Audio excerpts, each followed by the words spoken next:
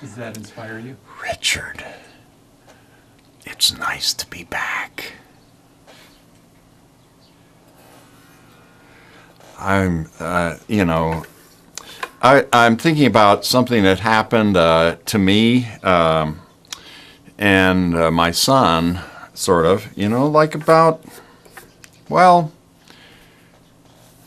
a little less than a year ago, really. It's hard to explain. This is so incredible. But I had I had an email message, as I sometimes do, from someone who's doing research on movies and so forth. And this person wrote to me, said, my name is Marjorie Smith, and I'm a student in Kentucky, and I'm doing, are you Tony Conrad who, make movies? And I wrote back and said, yes, I did make films. Okay, so then she wrote back again, and she said, are you the Tony Conrad who worked with Beverly Grant and Andy Warhol and sort of had association with blah, blah, blah? I wrote back to her, and I said, very good. That's accurate.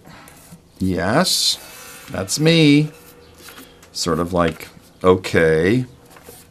And then to my astonishment came back another message from Marjorie Smith saying, my name is Marjorie Smith.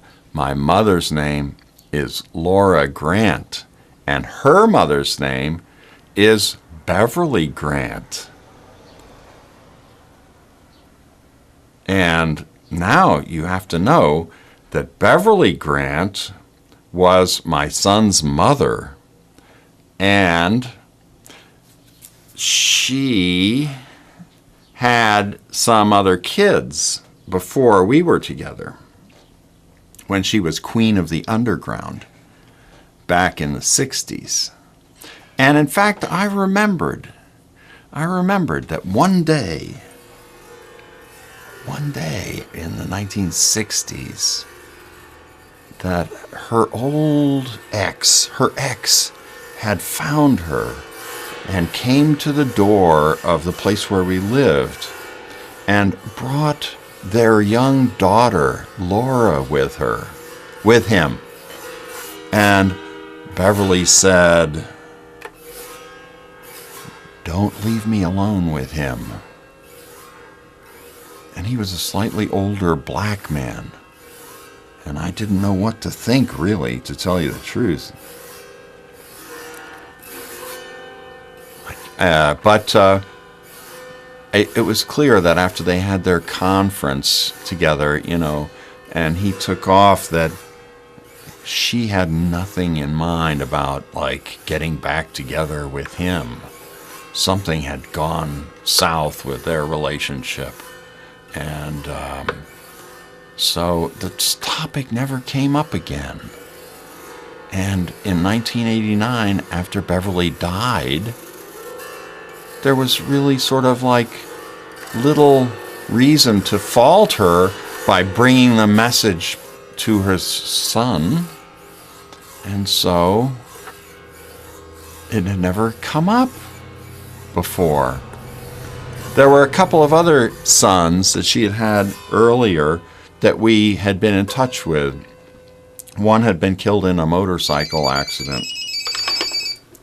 I'm going to tell you this story, but this might be her on the phone now. Hello? Marjorie?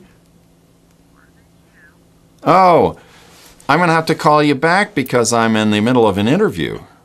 Oh, okay. Call me back. Okay. Bye, Marjorie. So, where was I?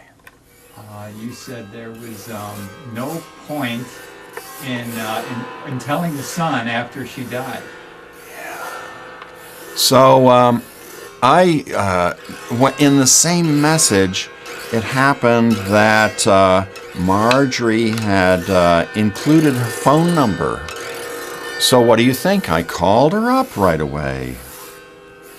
And she, being a very, very smart young woman, was able to figure out how to use her phone, which was a cell phone, to get her mother on the line at the same time. And there I was speaking with Laura Grant, who's now like had been a slip of a girl, about 9, 10 years old, and now she's about 45 years old. And she says, it may have, this black family in Nashville was a very affluent family. They did very well. They had property. They were respected, well known in Nashville. But she said it may have looked nice from the outside, but on the inside, the family it was a nightmare growing up in that household with her grandmother and with Thurman. She said she prayed and at the window that her mother would come and get her, and looked out the window for years wishing that her mother would come and get her, and it never happened. And she said, this means so much to me to hear from you. It brings relief to me of a pain in my heart that I've lived with since I was a little girl. She said, I never saw my mother. My mother never saw me since I was 6 months old. And I said, yes, actually, I remember you, because you did come and you visited your mother when you were about 10 years old. Well, anyway, we had this nice conversation, and then I called my son Ted and I said, Ted, you know these stories about a long-lost relative? I said, Ted, you're not going to believe this, but you have a sister.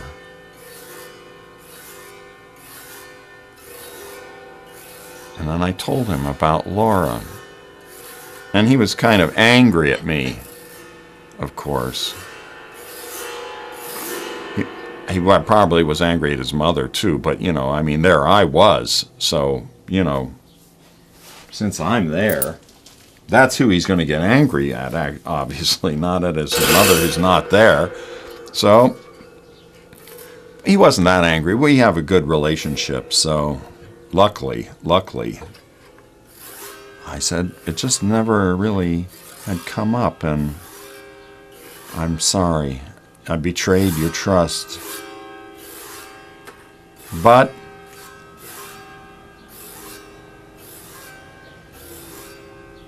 I said we should actually go visit them. So a little after Christmas, when he had a week off from work,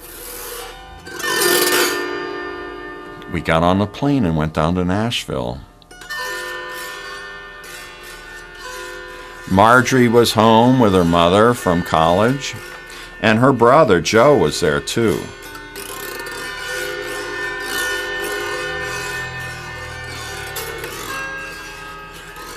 And when we got off the plane, I thought, wait a minute, how are we going to know them?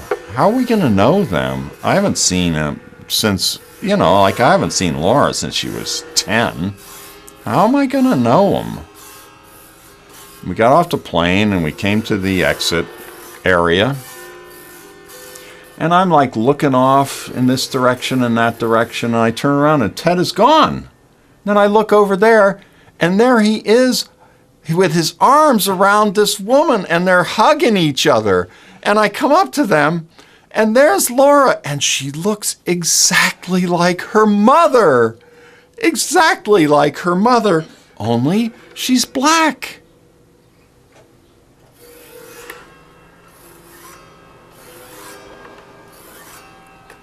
And the kids, Marjorie and Joe, their father is a black man who lives in Nashville. So it was kind of interesting with us two white boys, and we get to stay with this family there. That was wonderful staying with them. They were great and very smart. really smart people, very smart. They're very connected, going to college and doing a lot of very special things.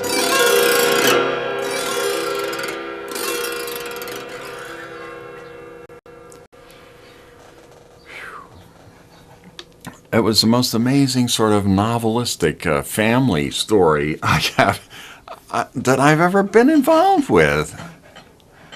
It just had such an amazing character to it. After about what? Yeah, like 36 years later.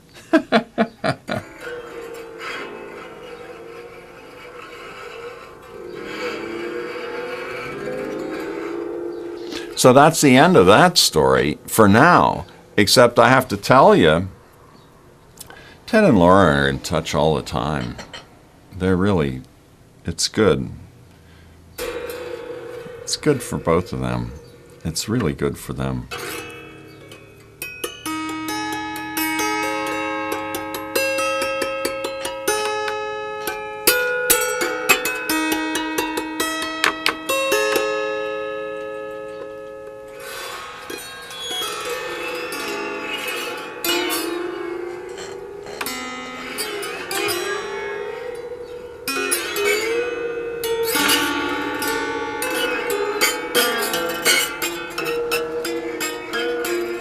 I used to have a wonderful girlfriend named Ann Turin.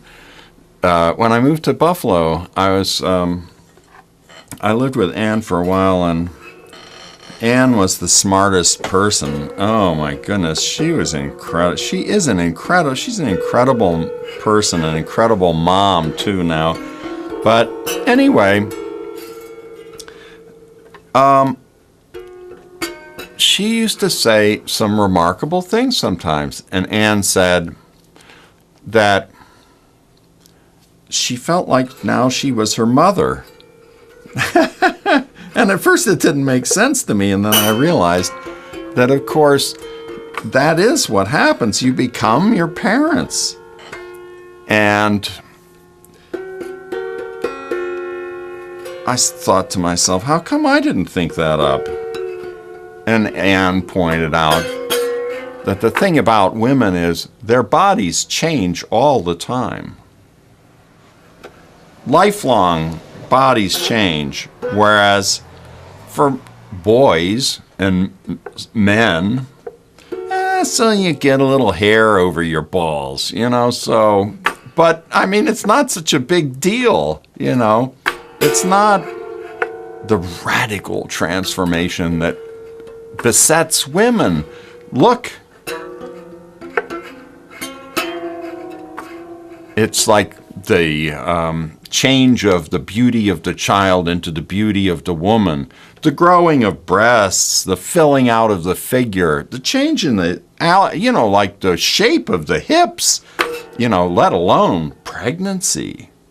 Ooh, and then the sort of like way in which middle age takes its toll on many women, whereas for men, often, well, like you should see Richard. Jeez.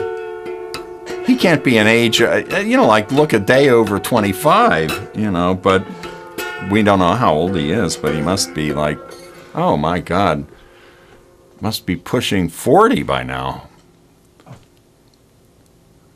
He says Hang on, I'm he's 50. 50. He's pushing 50. Oh my God, he's over 50 years old, and you just never guess it. Maybe, like lose a hair here or there, but, like we're always like, that's a haircut, Body changes are different from just a can of Nair. Yeah.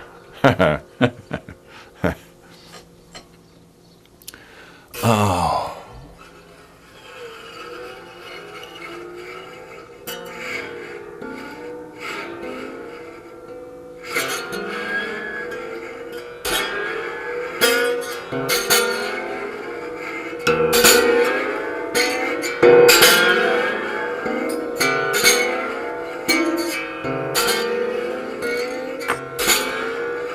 When I was about 8, I had this uncle who died, and he actually had been a surgeon and had not only amassed the wealth of a surgeon, but had invested in war machinery. And this was, during the Second World War.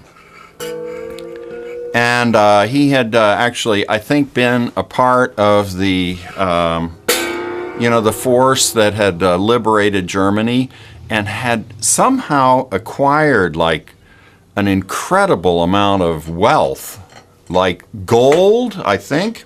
It was probably Nazi gold. And he had brought this home with him and put it into real estate, and had bought about half the state of Utah. And then he died because he had been involved with some radiation experiments. And so he died. And somehow he had been at our Christmas when I was a little boy and had fixed on me. And so he made me his sole heir. And I inherited actually about like $17 million. And it was incredible. But see, I was 10. And so my parents actually then had legal custody. They said, okay, Tony, you can have $100,000, but we're going to have to put the rest away for your college. I didn't know this, but my father, who was an artist, he used to go on these painting trips where he would go off with, get his painting box, and he would go off to do some kind of, he would go do watercolors in the Southwest. He liked to go down to... Actually, he went to some of this area in Utah. There's some beautiful land down there. And, but see, what I didn't know is he was actually going to Las Vegas. And the guy, my father actually lost all of the money. So it wound up that all that there was this $100,000 that they had put in my account for me. And so, this, of course, I didn't realize the full ramifications of this, but, I understood enough to be really, really angry. And so one day I just went out and I bought, at the time I liked comic books, and I bought like $90,000 worth of comic books. Can you believe it? And the rest of the money got me started going to Harvard.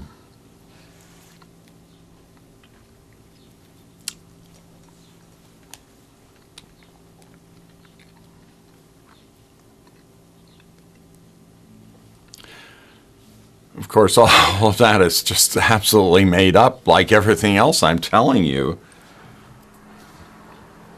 I'm sorry. I didn't mean to lie to you. It's not nice to lie to people.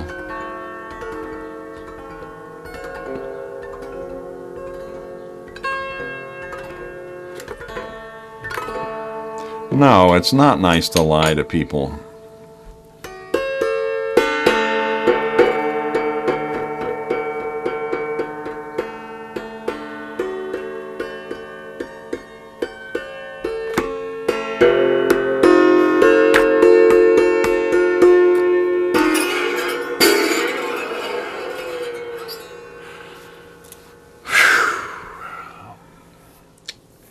I was interested in this problem of truth and so forth, and I remember going away to college and thinking at the time, maybe I'll find out about the answers to philosophy because I'm going to the best college in the whole United States. I'll take a philosophy course and I'll learn the truth. I was very disappointed when it turned out that all we learned in the philosophy course was sort of the history of everybody who was wrong.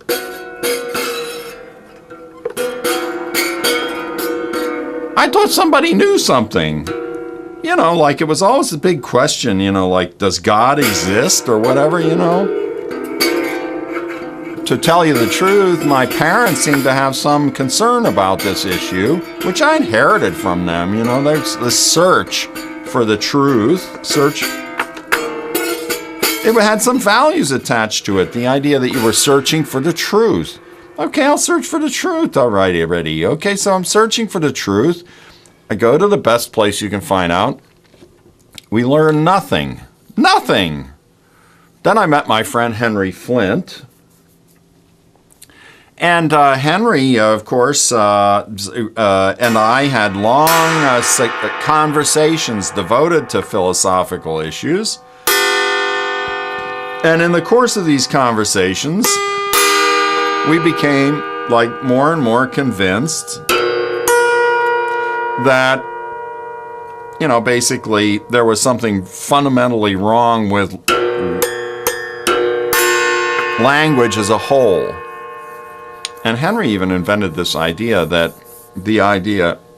he invented this idea that saying, that asking, is there language? Is there language? That this was a question you couldn't really ask because, like, if you understood the question, you had to answer yes. So that there's no way to meaningfully pose this question of whether there is language. You can't even ask this question. He pointed this out, that this seems like a gigantic sort of black hole forming in the language. Well, I'll tell you, you know, this is like not exactly having your illusions shattered, but it's like a slow process of finally leaving the truth behind. I think all in all, for me, it was very beneficial to just dump truth.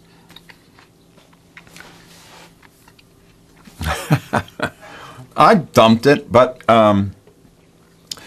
then, you know,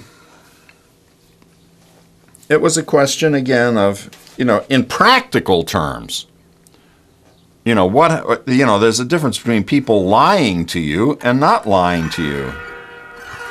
That's another kind of issue. This isn't philosophy. This is a more pragmatic kind of situation. So, avowedly, there are different, I would avow that there are different kinds of situations in which you have to deal with truth, and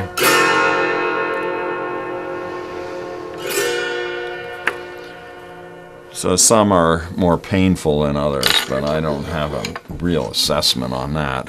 No.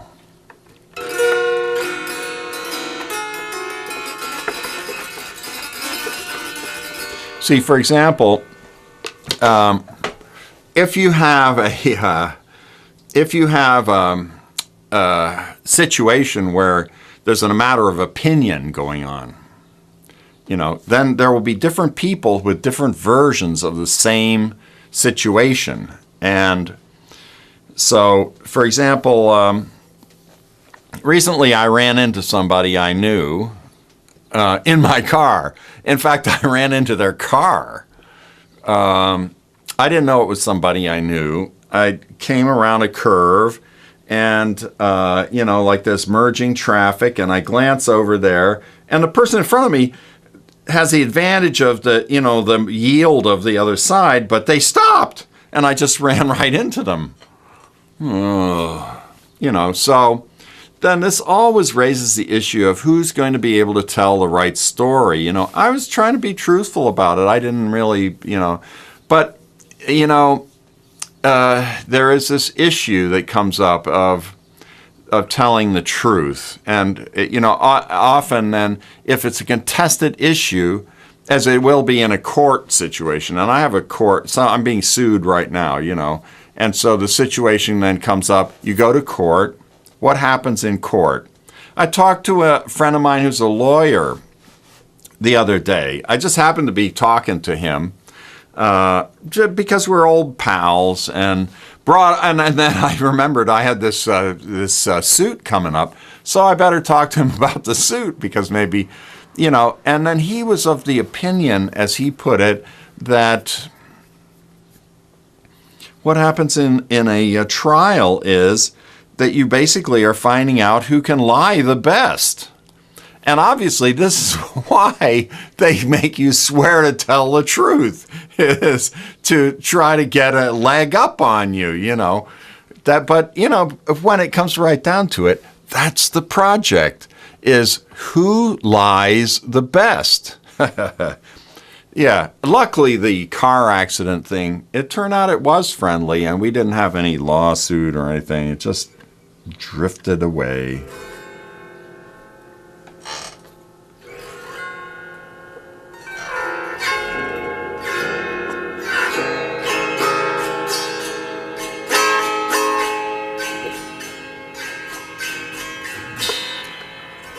You remember the last time I was here and I asked you about Kevin Fix, if he was around, and you said he was around. Yeah. We used to be pals, Yeah, like back in the early 70s. Yeah, because he was in a workshop or something that I gave here, and we became friends, and then Kevin actually, when I was down at Antioch, he actually came down and was a student down there at Antioch College and ingratiated himself with me and my family, and so we spent a lot of time together. And then when I came up here, of course, we were friends again. And then something happened where we had some episodes involving drugs, and that sort of thing. And there were problems of dependencies and so forth, and money and everything. And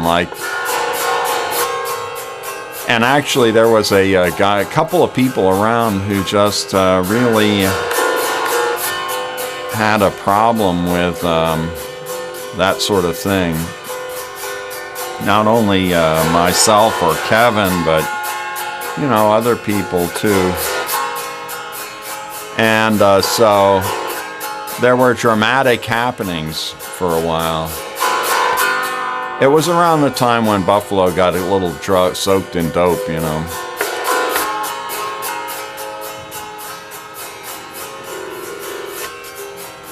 And I lost my friend Kevin at that time. We just could never, I couldn't sustain that friendship. It was too bad that I couldn't sustain that friendship. When you have that kind of thing happen, there's a kind of bittersweet quality, which is one thing, like if somebody becomes unmanageable in your life, you think thank God I'm not friends with them anymore. And at the same time, you have a sense of loss and the feeling like, I should have been able to manage this situation better. It reflects on you. It says to you,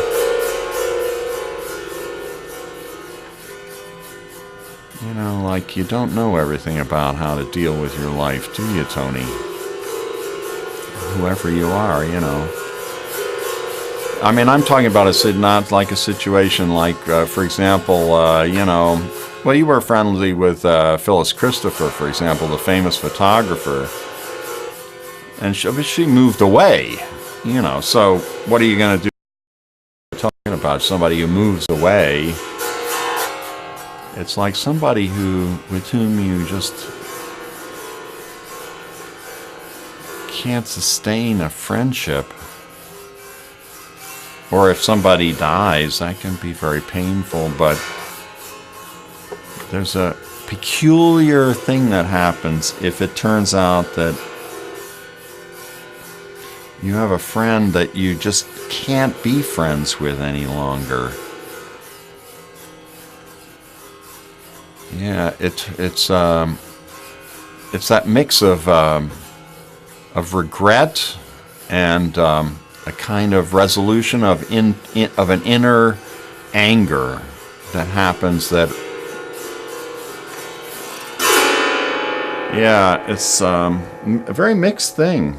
Very mixed thing.